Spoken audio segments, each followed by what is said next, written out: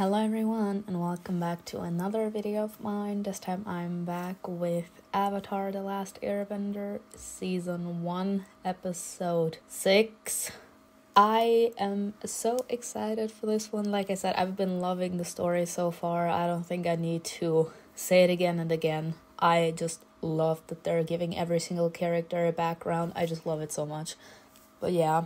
Aang is now on his way to the Fire Nation in order to pray to Avatar Roku in order to get the answers out of him that he needs in order to save Sokka and Katara and the villagers from Ko, the face-stealing demon. He's gonna be a demon to me because that face is anything but human. If you like this kind of content, make sure to subscribe. For the full uncut reaction, you can check out my Patreon. The link is in my description box below. And without further ado, let's start. We spend so much time hiding who we really are, making sure no one sees the person we truly want to be. So it's hard to remember there was a time when we were actually excited to show the world our true face. Yo, the episode just started and I already have something to say. I love the meaning that they're putting behind important topics. Sadly, that's the truth. A lot of human beings just try to hide who they really are because they're scared of what others may think of them. And sadly, that all has to do with care. Like, if I truly care about someone, I want that person to love me. And sadly, which is something that I did back in the day as well, I loved someone so much that I was willing to change myself in order to meet their liking. I changed myself that much that I forgot who I really am and where I came from. While I tried to change myself in order to meet their liking, they wouldn't even lift a finger to change who they are in order to meet my liking. As in, this was just a one-way road. Like, I actually loved them and cared for them, and that's why I wanted them to love everything about me, and I was even willing to change who I truly am just for them to, love me and accept me and appreciate me. And they didn't reciprocate those feelings, as in they could have cared less. And I think it's important to put this out there. You do not have to change yourself for someone else. If someone truly loves you, they will make you feel comfortable in your skin. They will actually tell you that when you are trying in a certain sense to change yourself, they will tell you, what are you even doing? Like, I don't need you to change yourself to have similar liking to me, because I know you. I know that you don't like this specific kind of stuff. I like it, but you don't necessarily have to like it in order for us to get along. Like, the love comes naturally when the love is real. And a lot of people, because they're scared of what other people think of them, or they're scared because of their insecurity, because they're insecure of themselves, they don't think that they are worthy of being loved, because maybe even in the past people made them feel that if they don't try to change themselves in order to meet someone else's liking, they won't have anyone in life. So they automatically grew the habit to change themselves in order to appear similar to the person they have in front in order not to end up alone. And sooner or later, you will have an existential crisis because of that, because this is like you not having a personality at all anymore, because you try to adapt to the person in front of you. It's like as soon as you meet someone new, you try to analyze them, and then you try to match their personality. As in, back in the day, you would know who you are and what you like. For example, the person in front of you likes the color blue, but you hate the color blue. You suddenly say, yeah, I like the color blue too. And for the other thing, I don't know. I like to watch Barbie movies, but I don't. Yet, I'm like, yeah, I like Barbie movies too. I'm talking about experience here. I would do that because I loved someone so much and I was seeking their approval desperately. I would analyze them and I would hear, or in a certain sense try to remember what they like and what they dislike, and then I tried to study, for example, their likes, which was back in the day. One loved Star Wars movies. I haven't seen any Star Wars movies. I just didn't like it back in the day. I didn't watch it, but the other person loved it. So, considering the fact that they loved it, I actually took the time to like watch the movies in order to like could talk to them about it because I knew that they liked it, even though I didn't. That's like me going out of my way and trying to change myself in order to meet their liking. I would do something that I dislike completely just in order to like have a similar taste with someone else, with someone that I truly like, with someone that I truly care about. I would try to like change myself without actually realizing it. Like I would do it subconsciously. I wouldn't even notice that I was doing it until someone would like call me out on it. And that's what every single human being is doing once in their lives. Like if they have been talked down on and they actually were made believe that they aren't worthy, that they're like, that their personality is dull, that they need to change themselves, that, I don't know, when you're lonely the entire time, sooner or later, especially if you're young, sooner or later you believe that you have to change yourself because something must be wrong with you if you keep on being alone the entire time. So you would grow that lonely that you would like observe the people around you and you would like try to adapt to the personality of the person in front of you in hope that they would like you because of the fact that you have similar likings to them. And you would literally try to change yourself, as in obsessively. You would study them, you would find out what they like and what they don't like, and sooner or later, because of the fact you would be obsessing over that and like try to study them as if they were a character that you would have to play as an actor, just to emphasize it even more. And you would like try to turn yourself into the person in front of you, as in into the person that you like or that you're into. Because you have the feeling that if you're completely yourself, they won't like you. So you would like try to study them and you would try to like match their personality. And that's sadly what a lot of people do when they're young. It takes a lot of time and a lot of inner strength in order to like go against the current and be like, I know that this isn't my real personality. And sooner or later, my real personality comes out because I can't pretend forever. There's like this limit to pain because me pretending to be someone I'm not, it actually stings. And it actually causes me to lose on self-esteem because I know I'm not like this and I have the feeling that no one will want me if I don't behave like this, or in general that I don't behave a certain way. So this is literally like me talking down on myself. Not just other people talking down on me or on my personality, but me, myself, I'm also talking down on myself.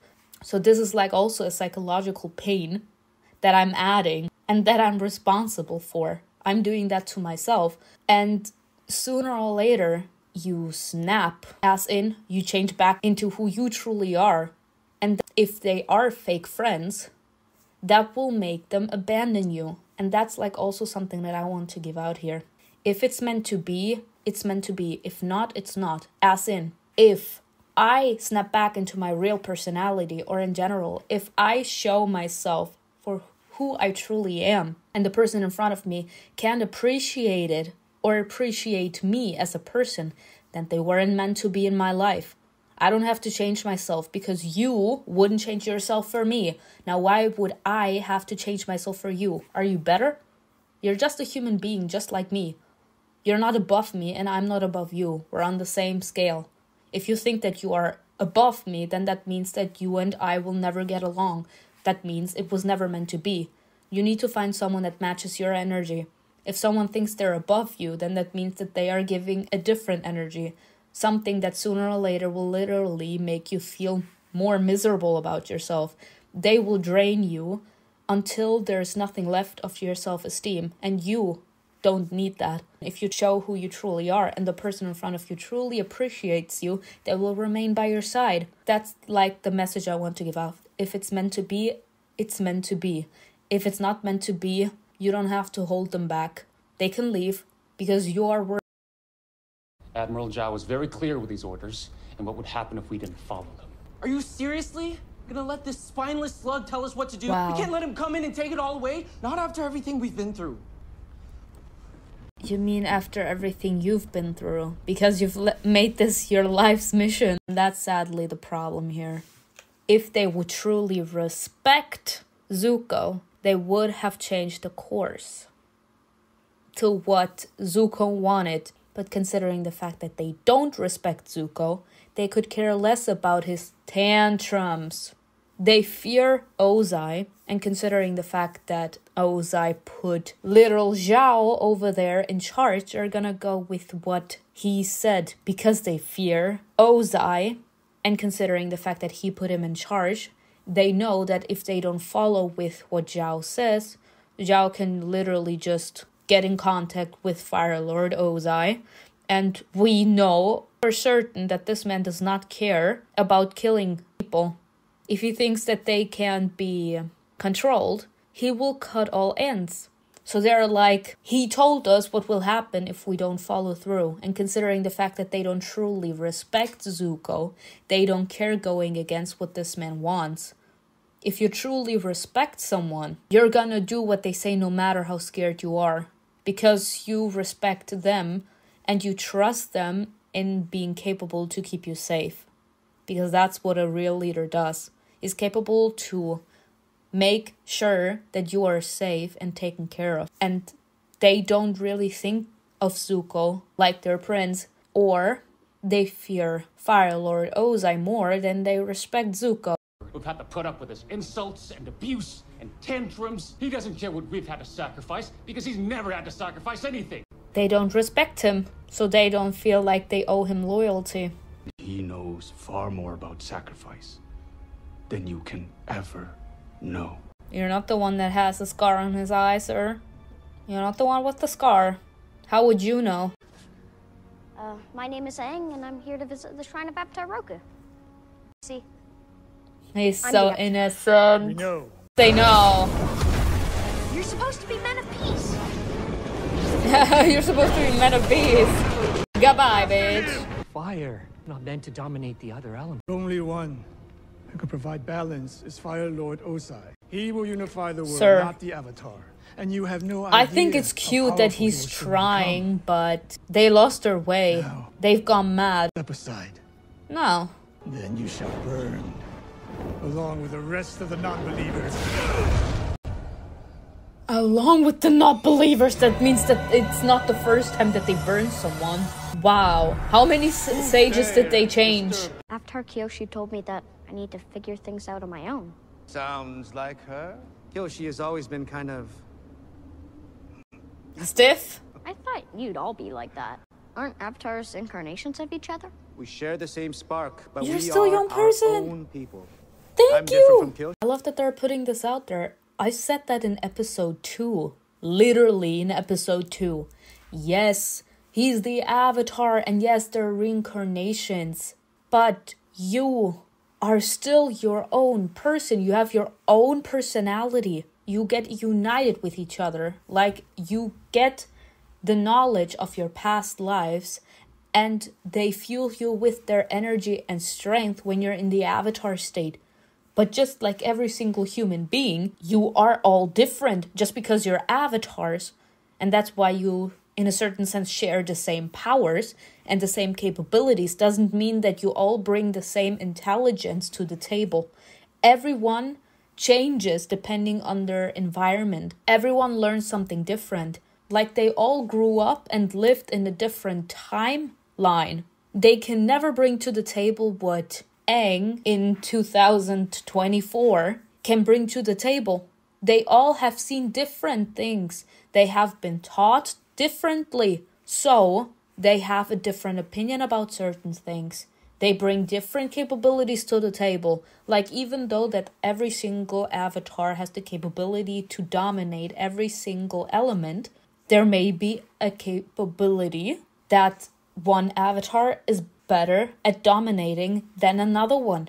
Kyoshi is the earth avatar. Roku is the fire avatar. So he would always be better at firebending than Kyoshi. And Kyoshi would always be better at earthbending than Aang. Like, they all have their different capabilities. It doesn't necessarily mean also personality-wise, but also with the capabilities of the avatar. Their opinions differ because of the different timelines, because of in which nation they grew up in, because of how the people around them treated them. So you can't literally put every single avatar in one pot. Kyoshi would use force. Aang would try to be a Painful. diplomat. It has to do with Ko.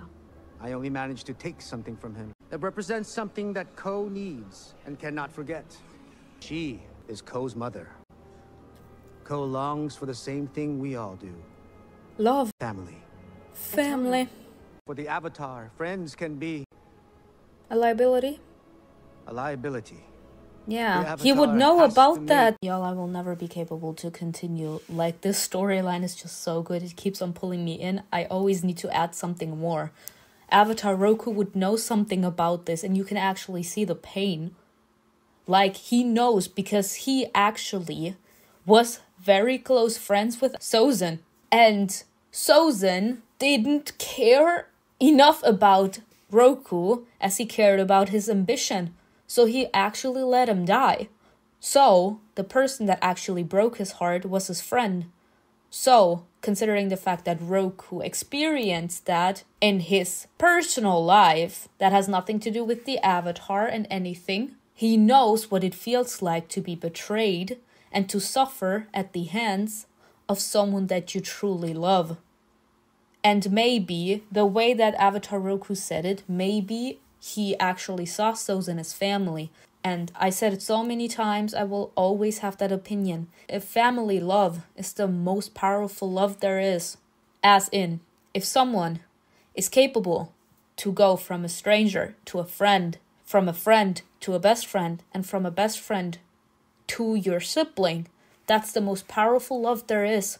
And that's family that you choose yourself. Maybe the Avatar Roku saw Sozin as his family, and that's why his betrayal hurt him so much. Maybe his betrayal hurt him that much that Avatar Roku wasn't really capable to deal with the psychological pain that the heartache of losing his best friend caused him, that he wasn't capable to keep his guard up enough.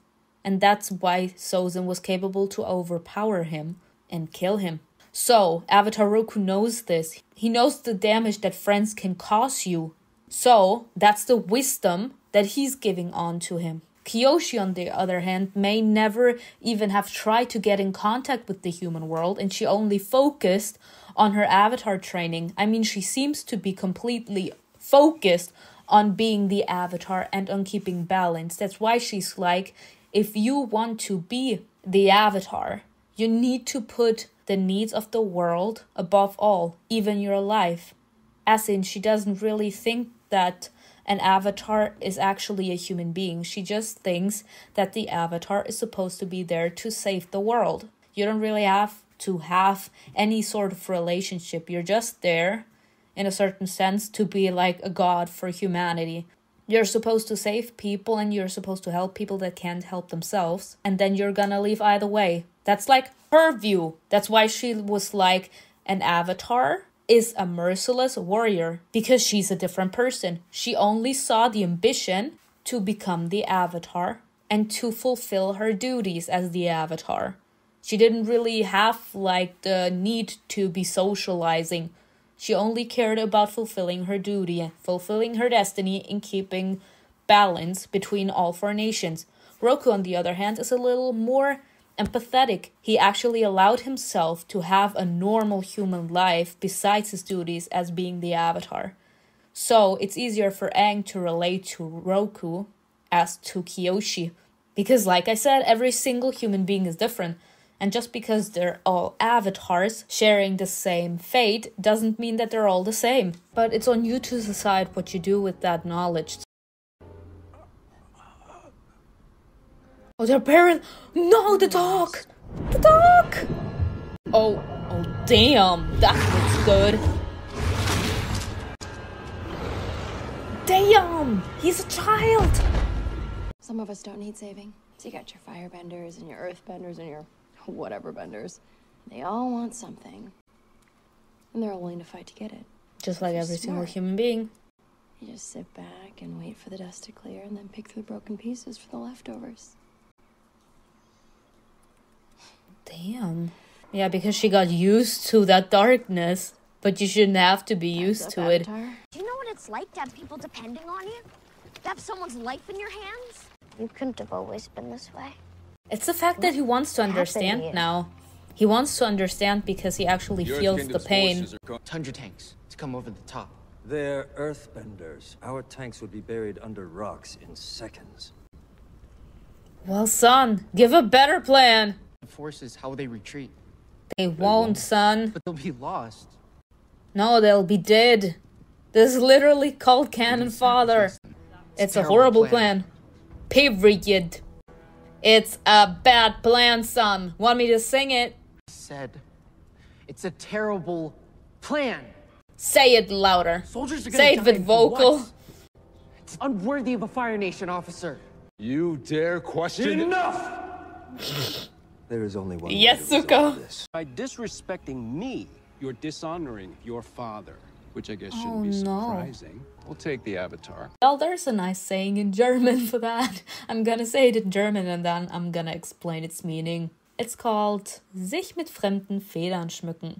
There's not really a translation into English for that, but I'm gonna give you the explanation. Technically, it means when you let someone else do your dirty work and then you collect the final end result and place it as your own.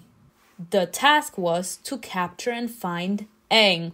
Considering the fact that Iroh and Zuko found Aang, Aang was the final product. So, nice little Zhao over there is here to collect. He's here to collect Aang.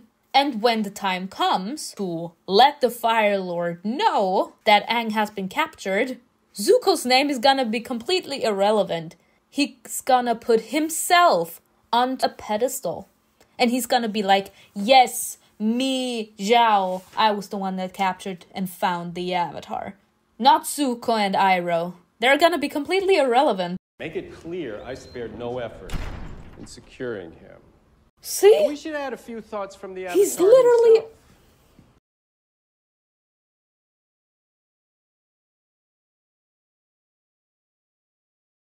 You There are four such guards, a not little... 3, and both his hands and his feet are shackled. Make sure you get it right. He's gonna keep you here, but in horrible conditions. Though not well. Sir, blow him. Firebend him through the wall. Me too, same. That's what your ugly ass gets, you manipulative little bitch. The superior element.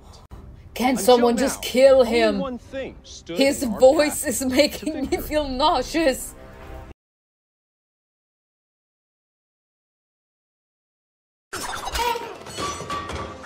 He said surprise. Surprise. The way he ran, I'm sorry. Oh my god, that was good. Reminds me of that meme from the football player missing the goal. Something that I appreciate about Zuko, this man got no chill. Who are you? You actually want to talk about this now? Right. You're still Run now. here. Talk later. Yeah. Surprise, bitch. Bet you thought you'd seen the last of me. That happens when you gloat, but there's not really something behind it all. Faithful, sir. Keep this man alive, be funny. He said, I don't need fire to win against you losers. This team up.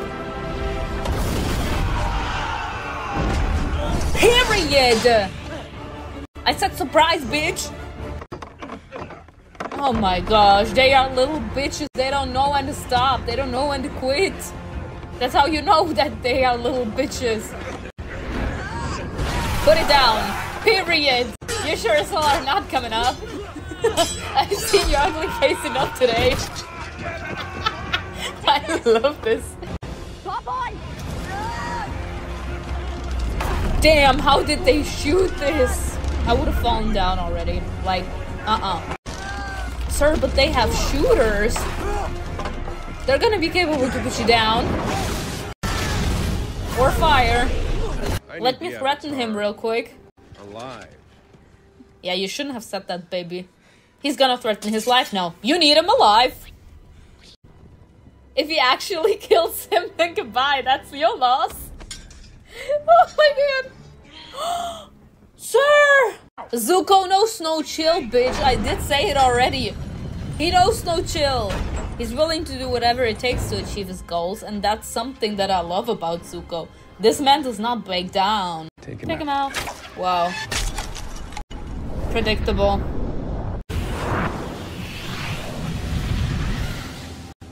That's why I love air. That's why air is my favorite element. You're hurt. He is so cute. Trying to help. Sir, he wanted to help. Continue being a bratty bitch and see what happens, sir. I can leave your ass out here.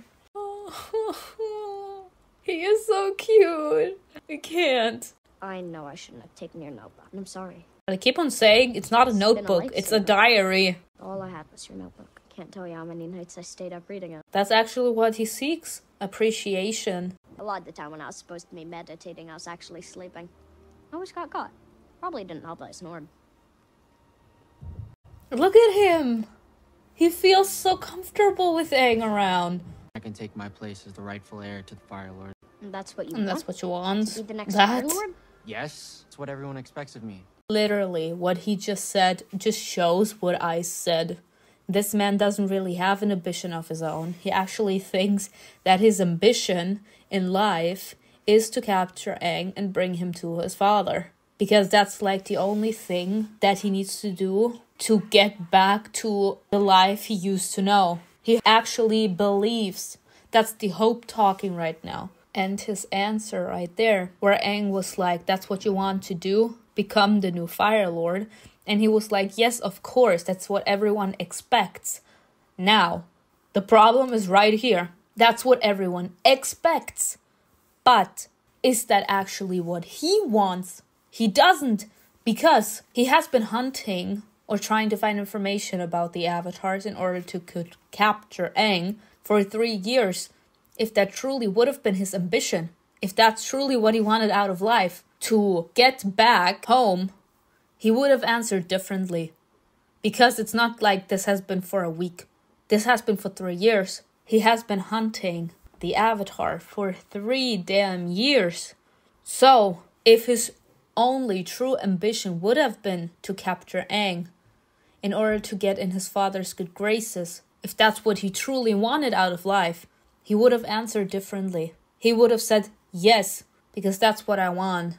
Because that's what I deserve. Something like that. He was like, yes, that's what everyone expects. Like people from the outside that know that he's like the crown prince, they all expect for him to want to be the next Fire Lord. But the problem here is, because of the way he said that answer, it literally leaves it out there in the open. He doesn't want to be the Fire Lord. Everyone expects him to want to be the Fire Lord. But the matter of the fact is that he doesn't want to be the Fire Lord. Because you being the Fire Lord, apparently, in the Fire Nation also means literally being like his father. And Zuko does not want to be like his father. He can't be like his father. I said it the last episode as well. He's not a person like that. He can't truly hurt people. He's not a person to actually want to harm someone. He has humanity. And sadly, when you are at the leadership, especially if you still have your father around, Zuko in general is very insecure of himself. We could see it from the backflashes. He's very insecure of himself. He wants to make the people around him happy. He wants to please them.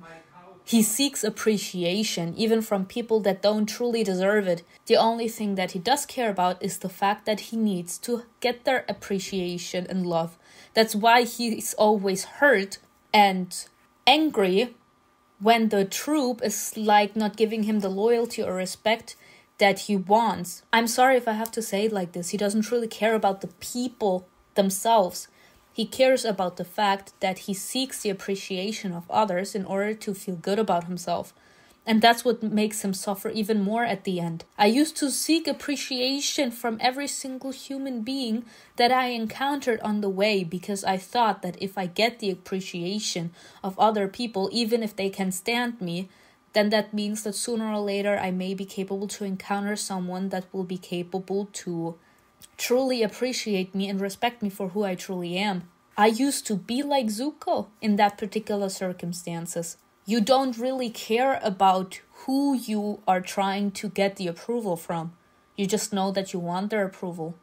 Because you are that low on self-esteem that you literally seek the attention and love of someone that you don't even care about.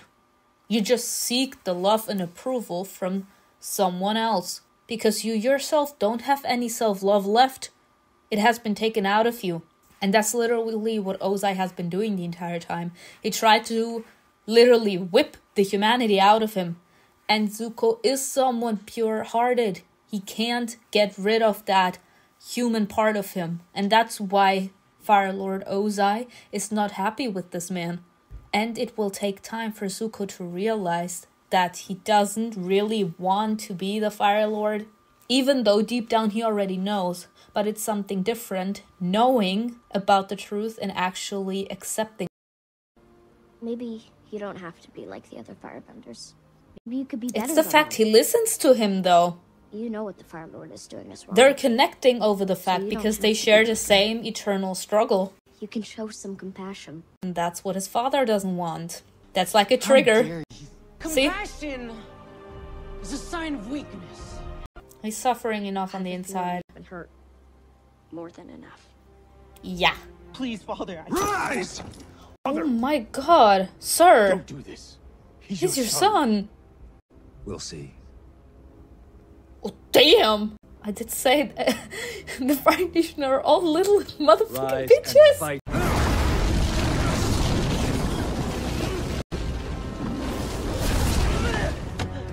King! He can't do it.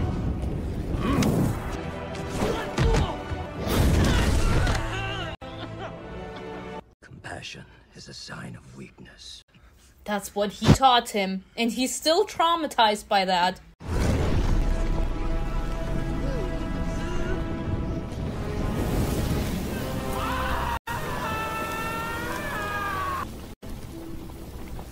It's the fact that it actually seems right there that he actually felt remorse. He looked remorseful. Bitch, if you have love for this man, don't be such a manipulative little bastard. We knew each other back then. Do you think we could have been friends? Yes. Okay, sir. Look at his pained face. He actually likes Aang as a person. First of all, like, Fire Lord Ozai is a manipulative little bitch. Like, it actually seemed that he felt remorse when he burned Zuko.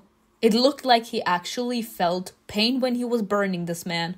As if he was only doing this to, like, maintain the appearance that he didn't actually want to do it, but considering the fact that he has been disrespected, he needs to teach his son respect. He didn't respect him while he was insulting his plans. So Fire Lord Ozai needs to teach his son respect. And how do you teach respect? By giving them a permanent reminder of their disobedience, of their disrespect, so that they can always remember what they did wrong. The reminder's literally on this man's face. This man actually seemed like he was hurt, that he saw Zuko cry and plead for him to spare him and to show mercy and compassion. Zuko was the bigger person there, and he was like, I love my father, I can fight against him.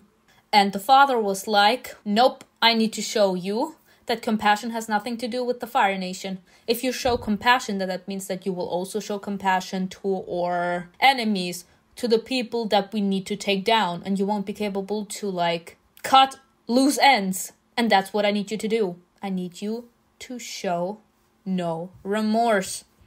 Yet he looked remorseful when he was burning this man's face. Like, this is actually a very interesting thing that they're adding here in the storyline. And I'm actually intrigued to know. I'm actually hoping that there is a season 2. Because I would be so in for watching it. It actually looked like he felt remorse. So deep down somewhere, there is love from Ozai to Zuko.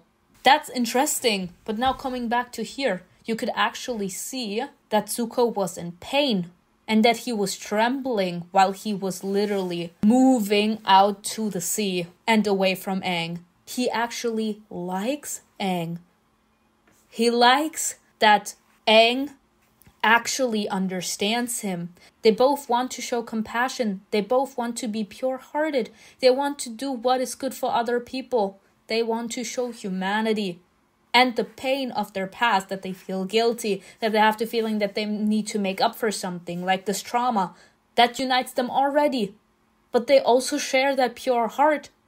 And considering the fact that Aang reminded Zuko of his pure heart, made him think back of the moment when his father burned him, because he showed remorse and didn't strike his father in the face with firebending. He was on the ground, but he was like, no, I can't. He showed compassion, he showed mercy. And that's literally what Aang, in a certain sense, threw back in his face. You don't have to be like this. But his father actually expects him to be like this. So this is like the pressure of Zuko, remembering that his father was like, you can't show compassion. You need to be bitter. You need to be emotionless in order for me to truly love you. And that makes him burn up in flames again, because it reminds him of the pain of his past. Aang's words and Aang saying that he doesn't need to feel embarrassed, or that he actually can be compassionate, he can show humanity, and that it's not a bad thing, hurt Zuko more than anything. Because he was like, I used to be like this, but my father didn't appreciate that, and he punished me because of it. So no, I can't be like this, but I want to be like this. I want to be appreciated by my father the way that you are capable to appreciate me right now.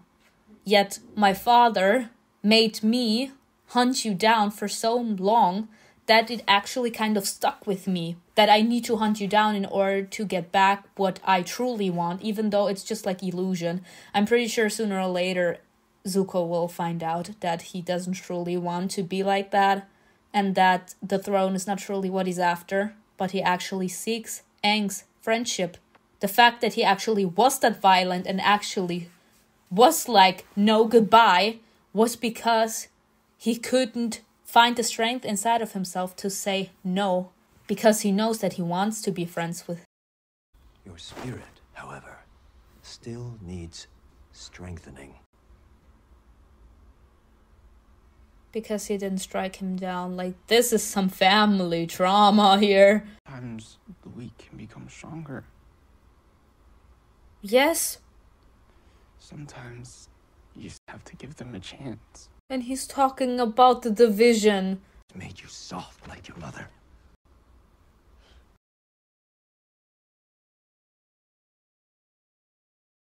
Sir, he is like this. You will not be able to change him. Since you're so concerned with the 41st Division, take them with you. Technically, that was like, you are weak, they were the weakest link. So you both can use some strengthening, considering the fact that you think that the weak can become stronger. Both of you can like strengthen each other up. Wow, they have respect for him now, knowing what he did. Look at him! Because that's everything this man is seeking, and it hurts me so much. That's who he turned into, because of the pain. But it's okay to let the pain go, sir. It's okay to allow yourself to heal. You don't need to keep that anger and frustration inside of yourself. Another great episode, and I don't even know what to say anymore to this. Like, it's just so painful to see how much Zuko is actually suffering, and it's the fact that the love he had for his father is actually holding him back from healing. He actually wanted to be with Aang. If he wouldn't want to be friends with Aang, he would have immediately pulled him with him. He would have been like, I have you here now, I can take you with me. Why would he care? No, he actually let him there. We have seen this man's ambition. He actually went into that castle in order to break this man out. We know this man's ambition, but he let it go. He truly appreciates Aang. And that's gonna be the reason why he's gonna feel conflicted. Why he's gonna feel so much conflicted. And I'm intrigued to see it. But yeah, I hope you enjoyed this video with me. Tell me in the comments below what you think was best, and I will see you in another video. Bye.